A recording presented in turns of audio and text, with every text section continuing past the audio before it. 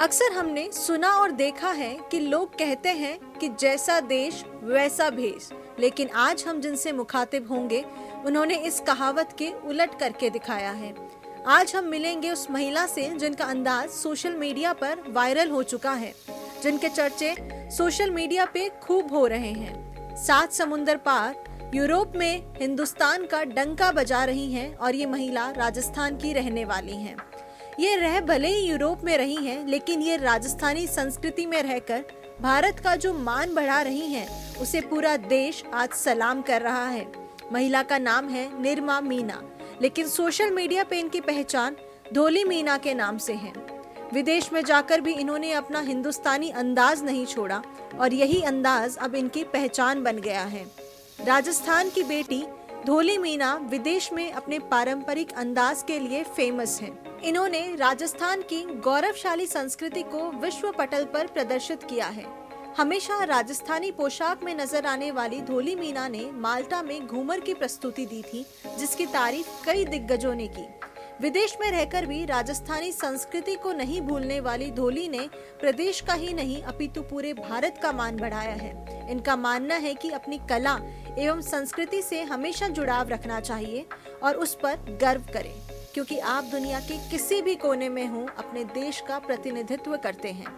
ऐसे मामले में आपकी पहचान आपके पहनावे, आपके भोजन और जो भाषा आप बोलते हैं उससे भी की जाती है। तो आइए मिलते हैं वायरल काकी धोली मीना से, जो अपने पहनावे से सुपरस्टार बनी। धोली जी, स्वागत है आपका रियलिटी विद रीत के स्पेशल एपिसोड में। बहुत बहुत धन्यवाद आपका कि आपने अपना कीमती वक्त निकाला इस खास एपिसोड के लिए। धन्यवाद आपको भी और आपकी पूरी टीम को। आज बहुत सारी बातें आपसे जानने की कोशिश करूंगी रियलिटी विद रीत के इस खूबसूरत एपिसोड के माध्यम से। जी जी जरूर। देखिए, राजस्थानी जो संस्कृति है वो हमारी पहचान है। और हमारी इस पहचान ने ही, हमारी संस्कृति ने ही आपको भी भीड़ से अलग बनाया है। जी जी। और यूरोप में भी आप राजस्थानी कल्चर को बखूबी बरकरार रख रही हैं। हाँ जी। तो सबसे पहले जानना चाहूंगी कि वहाँ के जब आप वहाँ गई थी यूरोप जाने के बाद में, जब उन्होंने, वहाँ के लोगों ने आपको जब राजस्थानी परिधानों में देखा था तो उनका रिएक्शन कैसा था? देखो, वो सबसे पहले तो जब मुझे देखते हैं तब उनका मुंह से यही शब्द निकलता है कि where are you from, and उसके बाद में आप पता ही है कि I am from India. So वो बोलते कि wow you are looking beautiful. And जो लोग इधर आके घूम के गए हैं वो बोलते हैं कि इंडिया इज बेस्ट। कल्चर हो गया या फिर फूड तो एक नंबर है। और भी जैसे हमारे घूमने की, राजस्थान में स्पेशली मैं बताऊंगी कि इतनी सारी चीज़ें हैं घूमने के लिए। हमारे राजाओं का एक वो है, राज्य है ये। तो महल हो गए अनेकों, जैसे हमारे गुलाबी ये जो आमेर का किला है। तो ये सब सुनने को जब मिलता है तो बहुत अच्छा लगता है और हमारी जो संस्कृति है ये भी उन्हें बहुत अच्छी लगती है। तो सबसे शुरुआती दौर में आपको क्या क्या चैलेंजेस वहाँ पे फेस करने पड़े, क्या क्या मुश्किलें आई थी? जी देखो, मैं अधिकतर जब भी मेरे से कोई भी पूछता है तो मैं उन्हें यही बताती हूँ कि जब मैं पहली बार गई थी तो खुशी तो बहुत थी कि हम बाहर जा रहे हैं, प्लेन में बैठ के जा रहे हैं। बट जब मैं वहाँ पे गई, जब हमने वहाँ देखा कि अच्छा हमें ऐसे ऐसे सब्जियाँ खरीदनी है, शॉपिंग करने जा रहे हैं, एवरीथिंग घर का जो भी आइटम है वो, तो मुझे तो लैंग्वेज ही नहीं आती है। तो इंग्लिश को लेकर काफी परेशानी हुई होगी। इंग्लिश तो हमें आती ही नहीं है, तो ये सबसे ज्यादा ऐसे लगता था कि कहाँ आके फंस गए। और पढ़ाई सबसे ज्यादा इम्पोर्टेंट है। तब थोड़ा ऐसा लगा था कि हम भी पढ़ लेते तो हम भी इनकी तरह चटर पटर बोल लेते। अच्छा, तो मैंने आपकी बहुत सारी बातें जैसे सुनी है कि आपने जो इंग्लिश जब सीखा तो आप बच्चों से बड़ा कनेक्ट कर पाते थे। हाँ जी। तो बच्चों का क्या ओपिनियन रहता था जब वो आपको न्यूज़ चैनल्स में अभी देखते हैं और जब देखते हैं कि उनकी मम्मा इतनी फेमस है? जी। तो कैसा लगता है उनको? नहीं, मेरे बच्चे देखो नॉर्मल है, उन्हें इस बात का बिल्कुल भी खुशी नहीं है कि उनकी मम्मी एक फेमस हो गई है। और वो बिल्कुल भी नहीं है उन्हें कि वो तो मेरे को ऐसे बोलते हैं हमें नॉर्मली मम्मी चाहिए। अच्छा। हाँ, तो वो नॉर्मली है वैसे। अच्छा, बिल्कुल नॉर्मल, मतलब कोई ओपिनियन उनका रहता नहीं कि जब भी उन्होंने देखा कि मम्मा आज आपका ये न्यूज़ पे आया, हमने देखा कुछ? नहीं, न्यूज़ की बात करूँ तो मैं खुद ही नहीं देखती हूँ। मेरा जो भी इंटरव्यू होता है तो मैं बिल्कुल भी नहीं देखती हूँ। बस मैंने इंटरव्यू दिया, बस छोड़ दिया। मैं खुद भी नहीं देखती हूँ मेरा। और मैं बच्चों की बात कर रही हूँ, मैं खुद ही है ना, ये नहीं सोचती हूँ कि अच्छा मैं फेमस हो गई तो मेरे, मतलब एक होता है ना दिमाग, कुछ लोग ऐसे होते हैं हाय रे मेरा तो बड़ा नाम हो गया ऐसे। हाँ, नहीं, हाँ। मैं खुद भी एक सिंपल सी हूँ, वैसे ही मेरे बच्चे हैं।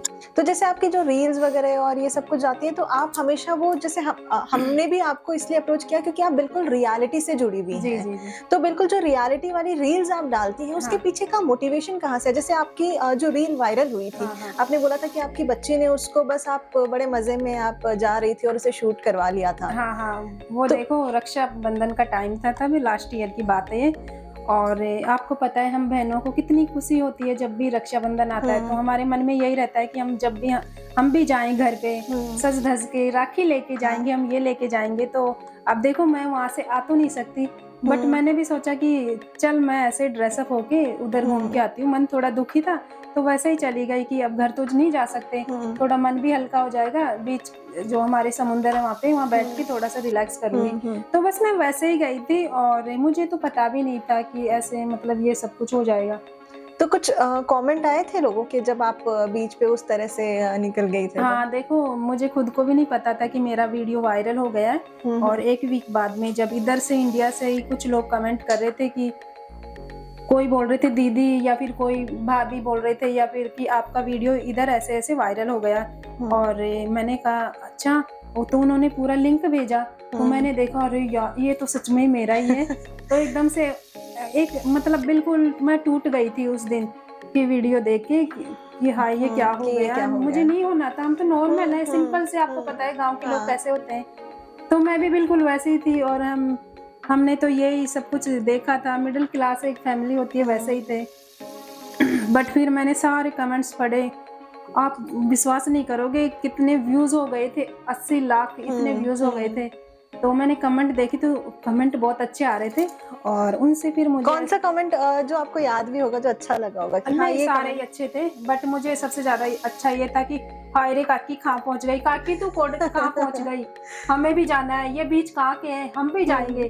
और आपको पता है कि जेंट्स उनमें तो यही है कि ये काकी कहाँ पहुंच गई। हाँ तो आपकी जो सहेलियां गांव की जो आपको बोलती भी रहती है कि भाई कहाँ गांव में खेती करते करते तू यूरोप पहुंच गई, तो उनसे हाँ। जब बातचीत होती है तो क्या रिएक्शन रहता है उनका? हाँ मेरी है ना, जैसे मेरे स्कूल टाइम की फ्रेंड है, तो उसने भी जब मेरा वीडियो देखा कि धोड़ी तो ऐसे ऐसे हमारे साथ पढ़ती थी और वायरल हो रही है, तो उसने भी बोला कि तेरी तो किस्मत ही है, हम तो यहाँ पढ़े हैं, हम तो खेती का काम कर रहे हैं। मैं भी उन्हें बोल देती हूँ कि भाई मैं भी करके आई हूँ, ऐसा नहीं है कि है ना मैं सीधा यूरोप आ गई हूँ, मैंने भी सारे ही काम करे हैं खेती के। तो बोलते हैं डोली जी, सोशल चेंजेस को लेके आप हमेशा से ही कुछ ना कुछ बात करती रही हैं, तो अभी अगर आज के समय को हम देखें तो किस प्रकार के सोशल चेंजेस आप देखती हैं कि जो होने चाहिए?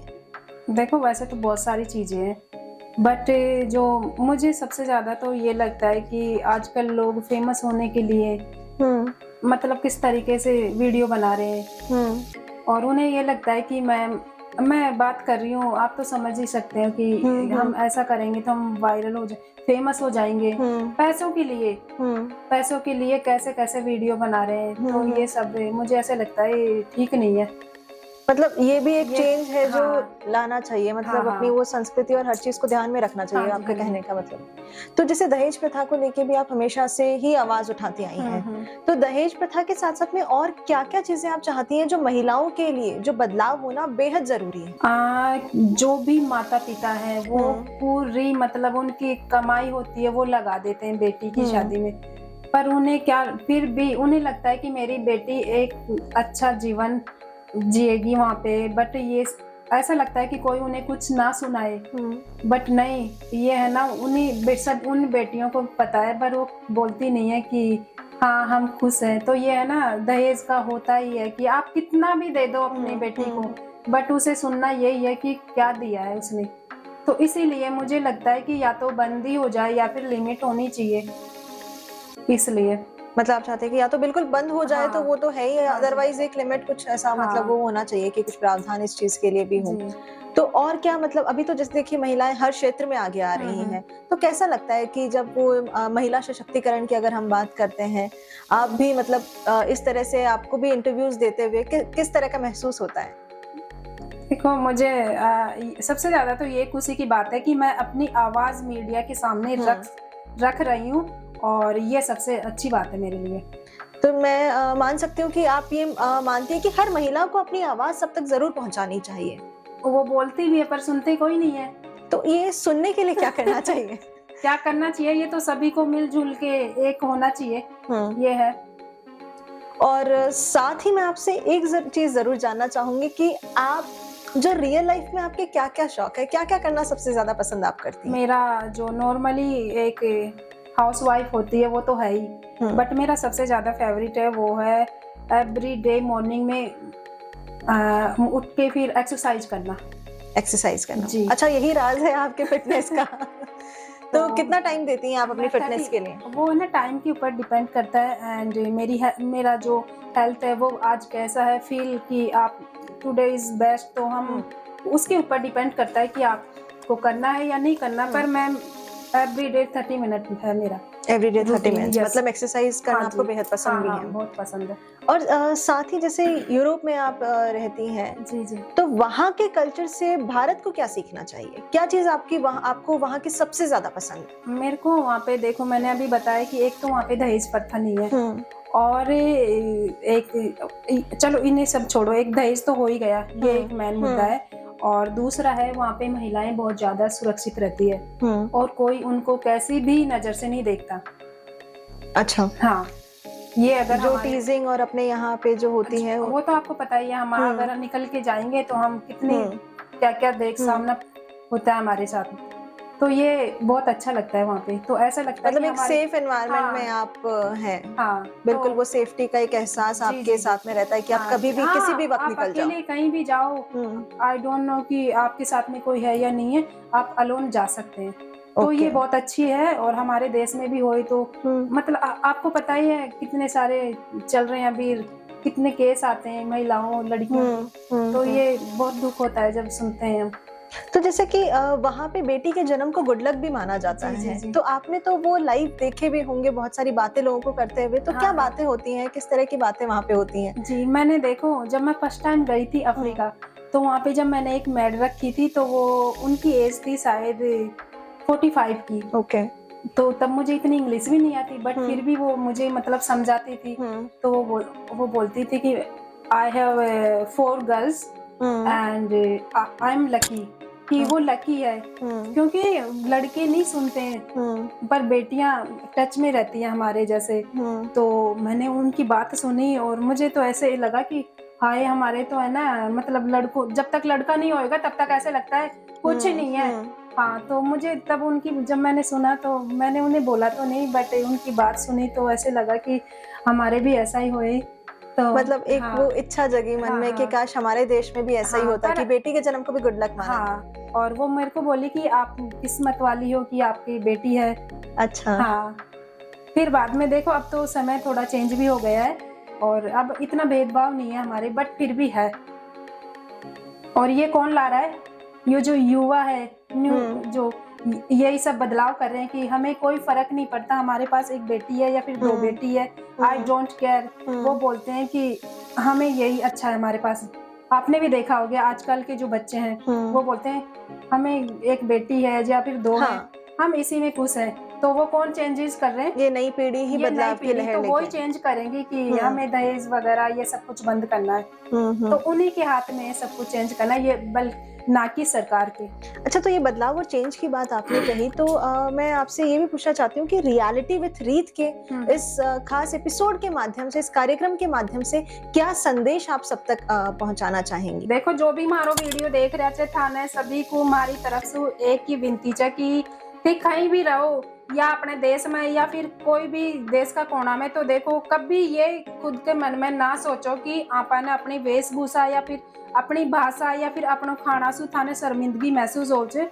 नहीं, ते खुद को प्राउड फील करो कि ये सब कुछ आपने एक संस्कृति है, अपनी पहचान है, वह खुद मैंने भी करी है। और ते खुद भी ये सोचेगा कि थोड़ी अतरी दूर जार भी अपनी भाषा बोले छे। तो थाने मैं सही बताऊं कि मैं और जो हमारा हस्बैंड है, मैं दोनों ई भाषा में बात करा। अच्छा, आप दोनों एक ही भाषा में बात करते हैं वहाँ पे? हाँ। दोनों जने।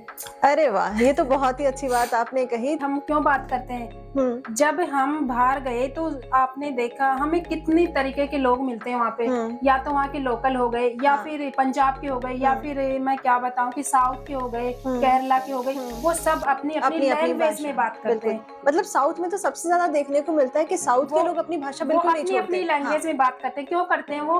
क्योंकि वो अपनी भाषा से प्यार करते हैं। तो फिर हमने फिर सोचा कि हम क्यों ना करें, और वैसे भी हम करते थे। तो हमें मतलब हम एक दूसरे से सीखते हैं, ऐसा नहीं है कि हम में मतलब सब कुछ आ रहा है। तो ये भाषा के लिए कभी कॉम्प्लीमेंट मिला आपको यूरोप? नहीं, हाँ, मेरी एक फ्रेंड है, वो एक दिन मैं अपने हस्बैंड से बात कर रही थी फोन पे, तो वो बोली कि ये कौन सी लैंग्वेज है। मैंने बोला ये मेरे विलेज की, मेरे जिले की लैंग्वेज है। अदरवाइज उसे हिंदी आती थी थोड़ी थोड़ी। उसने बोला ये तो हिंदी तो नहीं है। मैंने बोला ये मेरी लोकल भाषा है। अच्छा, हाँ। तो बहुत बहुत धन्यवाद आपका कि आपने इतना प्यारा सा समय हमारे लिए निकाला। मतलब ये समय और ये अनुभव बहुत ही प्यारा था आपके साथ में, क्या पता नहीं चला कितनी जल्दी ये टाइम गुजर गया आपके साथ में, और इतना खूबसूरत तरीके से आपने सभी बातों का जवाब दिया। धन्यवाद आपको भी, जो आपने अपने प्लेटफॉर्म पे मेरी बात रखने का मौका मिला, और आपकी पूरी टीम को। एक छोटी सी भेंट हम रियलिटी विद रीत की पूरी टीम की ओर से आपके लिए लेकर आए हैं। उम्मीद करती हूँ कि आपका अनुभव अच्छा रहा होगा। धन्यवाद। जो भी मेरी रील देखते हैं ना, वो सबसे पहले यही बोलते हैं मेरे को कि जब मेरे से मिलते हैं तब, कि आप कितना पैसे कमा लेते हो। तो मैंने कहा मैं पैसे के लिए नहीं करती हूँ ये काम। तो वो बोलते हैं कि इधर हमारे यहाँ पे तो पैसे मिलते हैं, और बहुत सारी महिलाएं हैं जो पैसों के लिए ऐसे ऐसे वीडियो बनाती है। मैंने कहा मैं पैसों के लिए नहीं बनाती हूँ। मैं तो वीडियो में भी कई बार मैंने बोला है कि मैं पैसों के लिए नहीं करती हूँ। मैं जो भी करती हूँ मेरे मन से करती हूँ। हाँ, और मेरे देश के लिए कर रही हूँ, मेरे राज्य के लिए कर रही हूँ। हमारे जो राजस्थानी संस्कृति है उसको मैं अपने साथ लेके चल रही हूँ।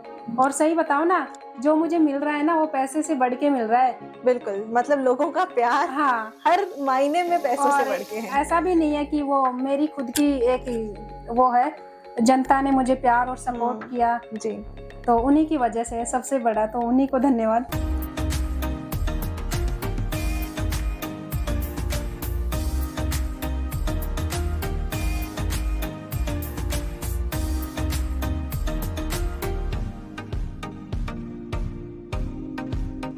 आज मुझे आपसे बात करके बहुत अच्छा लगा, एंड धन्यवाद। Thank you so much.